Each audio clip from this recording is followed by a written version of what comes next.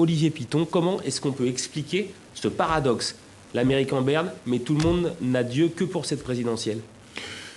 Parce que cette présidentielle est probablement la plus européenne de toutes les campagnes présidentielles américaines de ces dernières années. Nous avions des thématiques qui étaient relativement éloignées jusqu'à présent des thématiques européennes. L'avortement, par exemple, qui n'est plus un sujet chez nous depuis les années 70. La bigoterie, le fait de savoir si on peut être un bon commandant en chef si on trompe son conjoint. Et là, on est sur des thématiques qui sont des thématiques extrêmement européennes, du moins qu'on connaît en Europe. D'abord, les deux candidats s'intéressent, on le voit pendant ce débat, s'intéressent d'abord à la classe moyenne. C'est-à-dire qu'ils focalisent tous les deux sur cette classe moyenne et en particulier sur cette frange de la classe moyenne qui est en voie de paupérisation.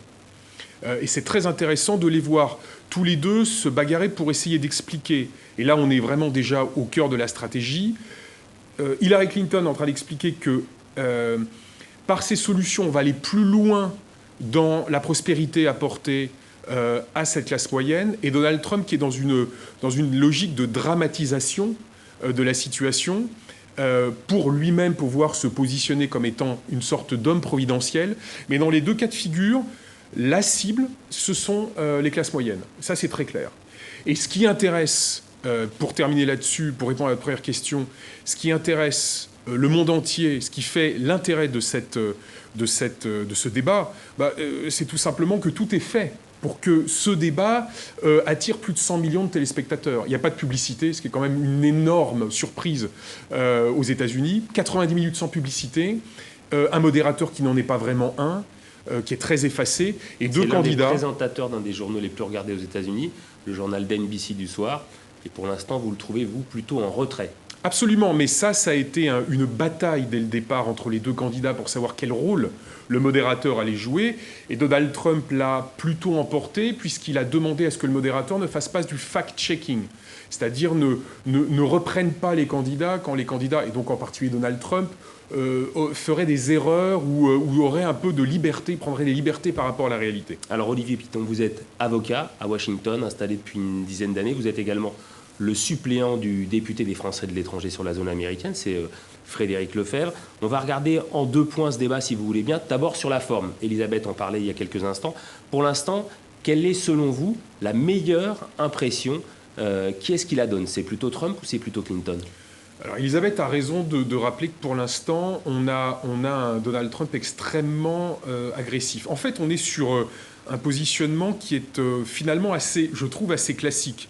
C'est-à-dire que Donald Trump essaye de faire passer Hillary Clinton pour la candidate du système. Il l'appelle secretary. C'est-à-dire qu'il lui donne le titre, la fonction qui est la sienne à l'heure actuelle, visant d'une certaine manière à vouloir la reléguer dans son rôle de responsable de ce qui s'est passé au cours de ces 30 dernières années. Et d'ailleurs, à un moment, Hillary Clinton finit par lâcher. J'ai l'impression d'être, en fait, que tout ce qui est arrivé de mal depuis 30 ans, c'est de ma faute. D'ailleurs, c'est ce qu'il fait sur la sécurité. Absolument. Quand il donne un exemple sur l'insécurité, d'ailleurs plutôt, il le donne sur la ville de Chicago, en reprenant le fait que Barack Obama vienne de Chicago et que l'insécurité a commencé bien même avant l'élection de Barack Obama. Et puis sur Chicago, il y a un deuxième point, c'est que Hillary Clinton est de Chicago. Donc il y a pour lui un double intérêt à taper sur Chicago. Vous l'avez dit, effectivement, c'est un moyen de critiquer Barack Obama. Et deuxièmement, de rappeler, lui avec son accent du Queens et elle avec son très léger accent du Midwest et de Chicago en particulier, qu'elle porte une part de responsabilité dans la situation actuelle et en particulier dans les problèmes d'insécurité, également les problèmes économiques. Donc lui est dans cette logique qui consiste à enferrer Hillary Clinton, et pour l'instant, il se débrouille pas trop mal là-dessus, il faut le reconnaître. Et il est très maître de lui en plus. Voilà. Et en plus, il accepte le combat sur le fact-checking. Ça, c'est très étonnant. C'est-à-dire que non seulement il est sur ce terrain-là, mais il contre-attaque. Quant à Hillary Clinton, Hillary Clinton décide de passer, et c'est tout à son honneur, pour la candidate raisonnable, responsable. La compétence dans les faits, dans les propositions.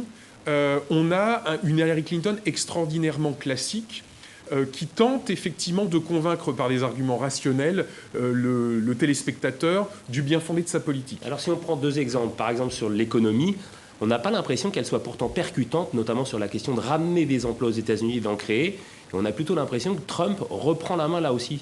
Vous Vous savez, Donald Trump utilise Twitter comme arme de sniper, mais il l'utilise de manière tout à fait particulière. Et c'est très simple de se rendre compte, il suffit de lire ses tweets, ceux qui sont écrits par lui.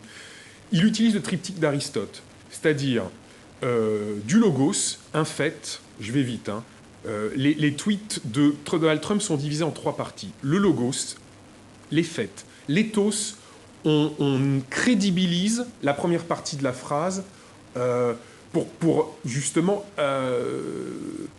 comment dirais-je, crédibiliser le fait. Et puis on termine, donc logos, ethos, et on termine par le pathos, c'est-à-dire l'émotionnel, ce qui va enrober le tout et transformer le tweet en véritable arme de destruction massive. Il fait pareil.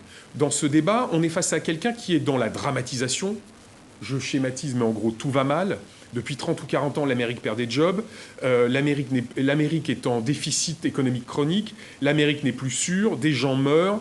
L'immigration est débordante et excessive et massive. Et il fait le lien, il l'a fait, entre immigration et délinquance.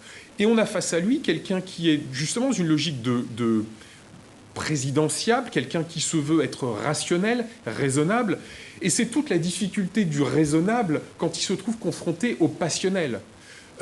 C'est très difficile. Et comme Trump est particulièrement en forme ce soir, oui, c'est difficile pour elle d'être capable de faire passer sa musique rationnelle. Il est très en verve, et notamment sur la question raciale, où en fait, dans un premier temps, il est d'accord avec Hillary Clinton. Il reprend d'ailleurs ces 2 mots, law and order, la loi et l'ordre. Du coup, il enferme là aussi Hillary Clinton dans un discours qu'il maîtrise parfaitement. Alors, law and order, c'est vraiment son discours de Cleveland au moment de la Convention. En fait, ce sont les mots de Richard Nixon utilisés lors de la campagne du chaos, l'élection du chaos, celle de 1968. C'est à ce moment-là, justement, pour mettre fin à cette période du Parti républicain qui, en gros, avait débuté au lendemain de la Seconde Guerre mondiale et qui était en fait assez proche des thèses du New Deal de Roosevelt, c'est-à-dire que le Parti républicain adhérait aux thèses démocrates de Roosevelt. Law and order, ça veut dire, comme le nom s'indique, donc la loi et l'ordre. On va véritablement poser à plat tous les problèmes et on va les régler par simplement le respect de la loi et de l'ordre. Est-ce qu'il est convaincant du coup avec cette classe moyenne, celle qu'ils veulent viser justement ? À partir du moment où, dans sa logique à lui, on dramatise au maximum pour montrer qu'on est face au chaos, ce qu'il a expliqué au New York Times au moment de la convention de Cleveland, il est dans sa logique. On a, comme toujours, 2 logiques qui s'affrontent. Une logique de dramatisation et de chaos, et donc l'homme providentiel, moi, Donald Trump, je vais être capable de régler ce problème, law and order, et entre parenthèses, je renonce à quasiment 30 ou 40 années de conservatisme républicain qui a débuté au début des années 60. Donc je ferme la parenthèse du conservatisme. Et puis on a la logique de Hillary Clinton qui dit qu'au contraire, on a fait un certain nombre de choses. Elle rend beaucoup hommage à Barack Obama. Elle essaye de profiter de la popularité de Barack Obama et de la bonne image qu'il a en l'opinion en disant voilà, nous allons aller plus loin, nous allons offrir plus de droits. Et nous allons construire une Amérique plus fraternelle, plus harmonieuse, etc. On a 2 logiques qui s'affrontent.